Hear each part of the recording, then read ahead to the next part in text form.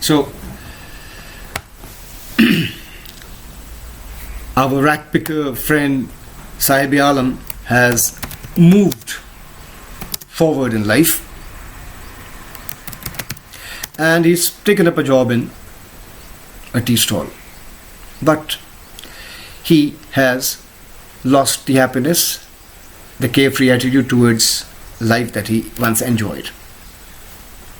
What we conclude is that Sahib Alam is ready to sacrifice his freedom. Is ready to sacrifice his freedom in order to move ahead in life. In order to move ahead in life. He's ready to sacrifice his freedom in order to move ahead in life.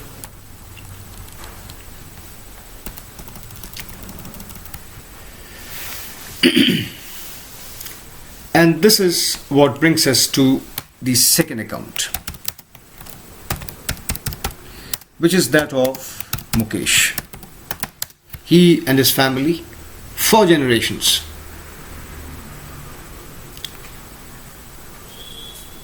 ever since Mukesh's mind can remember, has been working in glass blowing industry.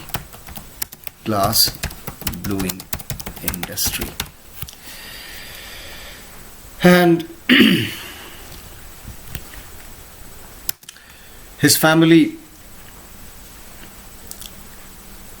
and Mukesh himself, they undertake mind numbing toil on a daily basis. Mind numbing toil on a daily basis. They have to. There's no choice. This is important. Mind numbing toil. If you break this phrase again, word for word, you'll understand the real importance of this particular expression. The work, extreme hard work that they undergo is mechanical. Extreme hard work that they have to undergo is mechanical. It doesn't require any mental exertion. Mental exertion is not required. It's not required. As a result of this, over a period of time, their mind has stopped working. So the mind is numb. Mind has become numb.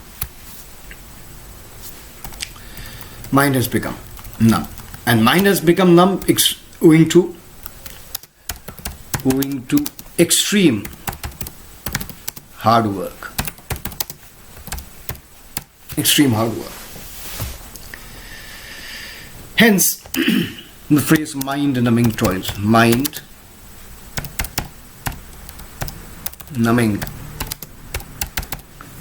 toil.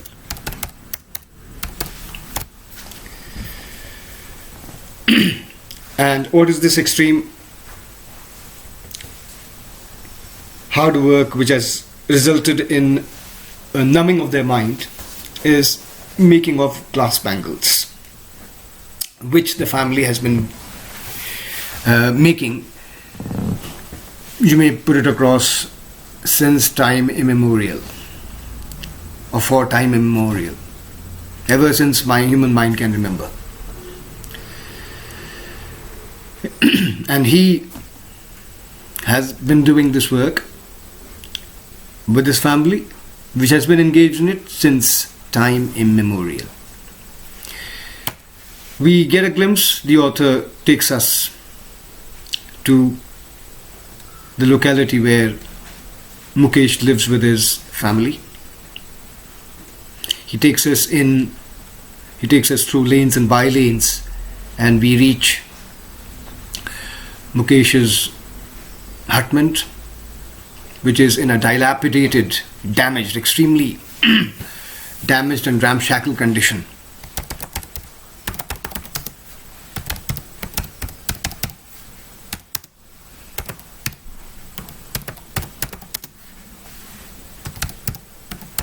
In a run-down condition, in a run-down condition, extremely damaged, as if asking urgently for repair.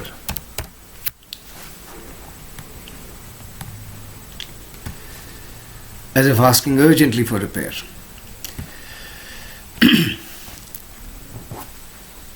We are told about one lady occupant of the house. She has been making bangles, although there are colorful bangles on her wrists, but she has lost the light in her eyes. This is pun. There are bangles on her wrist, but there is no light in her eyes. And we are also told about a young girl who would at one point in time in her life grow up, will be made to wear bangles, and if she continues to be working in this condition, would very soon lose her sight, lose light in her eyes. Now, it is important for us to understand one very important thing that I took you through in the beginning, and that is this real life account of Mukesh. Through this real life account of Mukesh, the author wants to sensitize us to the miserable living conditions of the poor people, and wants also to tell us that it is hugely unlikely, highly unlikely, that is, that Mukesh would, or people like Mukesh would ever be able to fulfill their dreams. And I told you, the author has put this, that is his inability, his highly unlikelihood of ever being able to put his dreams, realize his dreams. The author has put this beautifully. All right.